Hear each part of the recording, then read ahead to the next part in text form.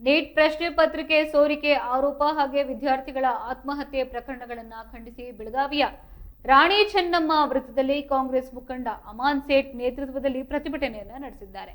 ದೆಹಲಿಯಲ್ಲಿ ವಿದ್ಯಾರ್ಥಿಗಳು ನಡೆಸ್ತಾ ಇರುವ ಪ್ರತಿಭಟನೆಗೆ ಬೆಂಬಲವನ್ನ ಸೂಚಿಸಿ ಪ್ರತಿಭಟನಾಕಾರರು ಕೇಂದ್ರ ಸರ್ಕಾರದ ವಿರುದ್ಧ ಘೋಷಣೆಯನ್ನ ಕೂಗಿ ಆಕ್ರೋಶವನ್ನ ವ್ಯಕ್ತಪಡಿಸಿದ್ದಾರೆ.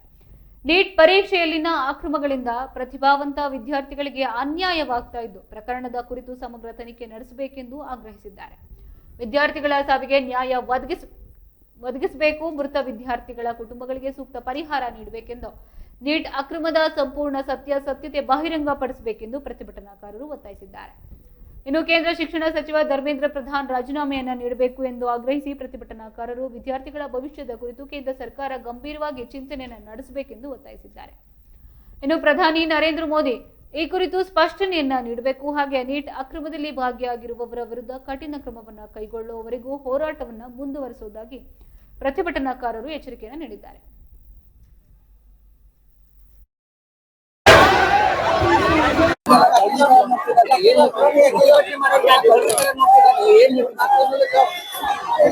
ನೋಡುವ ಮೇಲಿದೆ ಅದು. ನಾವು ಹೆಂಗ್ ನೋಡ್ತೀರಿ ತಮ್ಮ ಕ್ಯಾರೆಕ್ಟರ್ ಹೇಳ್ತಾ ಇದೆ. ನಾವು ಸ್ಟೂಡೆಂಟ್ ಪ್ರೊಟೆಸ್ಟರ್ ಇಲ್ಲದಾರು, ನಾ ಆ ಪ್ರೊಟೆಸ್ಟ್ ಗೆ ಸಪೋರ್ಟ್ ಮಾಡ್ತಾ ಇದ್ದೇನೆ. ನನಗೆ ಯಾಕಂದ್ರೆ ಇವ್ರು ಎಲ್ಲಾರು 15-16 ಇಯರ್ಸ್ ಅದಾರಲ್ಲ, ಅವ್ರಿಗೆ ವೋಟ್ ಮಾಡಕ್ ಬರಂಗಿಲ್ಲ, ಅದಕ್ಕೆ ಅಷ್ಟು ಇಂಪಾರ್ಟೆನ್ಸ್ ಇಲ್ಲ ಅವರಿಗೆ.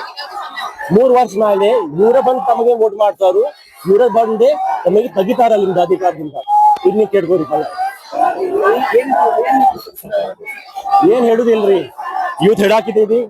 4-5 ಡಿಮಾಂಡ್ಸ್ ಅದಾವ. ರೆಸಿಗ್ನೇಷನ್ ಬೇಕು, ಅಕೌಂಟಬಿಲಿಟಿ ಬೇಕು, NTA ನ್ಯಾಷನಲ್ ಟೆಸ್ಟ್ ಏಜೆನ್ಸಿಗೆ ಸ್ಟ್ರಾಂಗ್ ಮಾಡಬೇಕು, ಮತ್ತು ಯಾರ ಕಾಂಪನ್ಸೇಷನ್ ಫ್ಯಾಮಿಲೀಸ್ ಯಾರ್ಯಾರ ಸ್ಟೂಡೆಂಟ್ಸ್ ಸೂಸೈಡ್ ಮಾಡಿದ್ದಾರೆ ಅವ್ರ ಫ್ಯಾಮಿಲಿಗೆ ಪೈಲ ಅಪಾಲಜಿ ಬೇಕು ಪ್ರಧಾನಮಂತ್ರಿಯಿಂದ, ಮತ್ತು ಕಾಂಪನ್ಸೇಷನ್ ಬೇಕು. ಈ 5 ಡಿಮಾಂಡ್ಸ್ ಅದಾವ, very basic demands. First demand resignation ಮತ್ತು ರಾಜೀನಾಮೆ. ತಾವು ನನಗಿಲ್ಲ, ಸ್ಟೂಡೆಂಟ್ಸ್ ಕೇಳ್ರಿ ಏನ್ ಹೇಳ್ತಾ ಇದಾರ ಅವರು, ಅವ್ರಿಗೆ ಕೇಳ್ರಿ ನಾವು.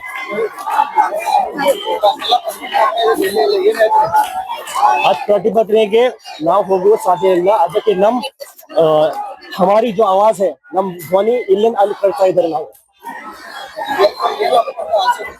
ಏನ್ರಿ, ಈಗ 5 ಡಿಮಾಂಡ್ಸ್ ಅದಾವ. 5 ಡಿಮಾಂಡ್ಸ್ ಫುಲ್ಫಿಲ್ ಆಗ್ಬೇಕು, ಅದ ಆಸೆ ಇದೆ ನಮ್ದು. ಅವ್ರಿಗೆ ಕೇಳ್ರಿ ಪ್ಲೀಸ್.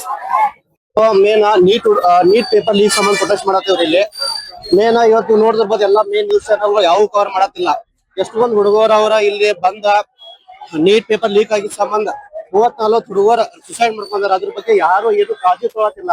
ಅದ್ರ ಬಗ್ಗೆ ಎಲ್ಲೂ ಏನು ಪ್ರೊಟೆಸ್ಟ್ ಆಗತ್ತಿಲ್ಲ. ಅದ್ರ ಸಂಬಂಧ ನಾವು ಬಂದು ಎಲ್ಲರೂ ಇವತ್ತು ಬೆಳಗಾವಿ ಸಿಟಿನ್ಯಾಗ ಒಂದ್ ಪ್ರೊಟೆಸ್ಟ್ ಮಾಡತ್ತೇವ್. ಈ ಪ್ರೊಟೆಸ್ಟ್ ಎಲ್ಲರೂ ಬಂದು ಎಲ್ಲಾ ಹುಡುಗರು ಯುವಕರು ಬೆಂಬಲ ಕೊಟ್ಟ ನಮಗೊಂದ್ ಇದನ್ ಮಾಡಿ, ಮೇನ್ ನಾವ್ ಕೇಳೋದು ಏನಂದ್ರ ಧರ್ಮೇಂದ್ರ ಪ್ರಧಾನ್ ಅವ್ರು ರಿಸೈಗ್ನೇಷನ್ ಮಾಡ್ಬೇಕು. ಪೇಪರ್ ಲೀಕ್ ಇಂದ ಯಾರ್ಯಾರು ಅದಾರ ಅವ್ರೆಲ್ಲಾ ನಮಗ್ ಬಂದ ಉತ್ತರ ಕೊಡ್ಬೇಕ. ಏನಾಗೈತಿ, ಇಲ್ಲಿ ಹೆಂಗಾಗತೈತಿ, ನೀಟ್ ಪೇಪರ್ ಲೀಕ್ ಸಂಬಂಧ ಇಷ್ಟೊಂದು ಹುಡುಗರು ಅವ್ರೆಲ್ಲ ಜೀವನ ನಾಶ ಆಗತೈತಿ. ಅದ್ರ ಸಂಬಂಧ ಹುಡುಗರು ಅವ್ರ ಮುಂದಿನ ಭವಿಷ್ಯ ಹುಡುಗರ್ದು ಏನು ಕೈಯಾಗ ಸಿಗತ್ತಿಲ್ಲ. ಮೇನ್ ನಾವ್ ಕೇಳೋದು ಮೇನ್ ಧರ್ಮೇಂದ್ರ ಪ್ರಧಾನ್ ರಿಸೈನ್ ಮಾಡ್ಬೇಕು. ಅದ್ರ ಹಿಂದಿದ್ದವ್ರ ಹೋಮ್ ಮಿನಿಸ್ಟರ್ ಅಮಿತ್ ಶಾ, ಅದ್ರ ಹಿಂದಿದ್ದವ್ರ ಮೇನ್ ಅಂದ್ರ ನರೇಂದ್ರ ಮೋದಿ ಅವ್ರ ರೆಸಿಗ್ನೇಷನ್ ಹೇಳದೈತಿ ನಮಗೆ ಮೇನ್. ಅದ್ರ ಸಂಬಂಧ ನಾವ್ ಇಲ್ಲಿ ಬಂದು ಪ್ರೊಟೆಸ್ಟ್ ಮಾಡ್ತೀವಿ. ಈಗ ಏನ್ ಬೆಳಿಗ್ಗೆ ಏನ್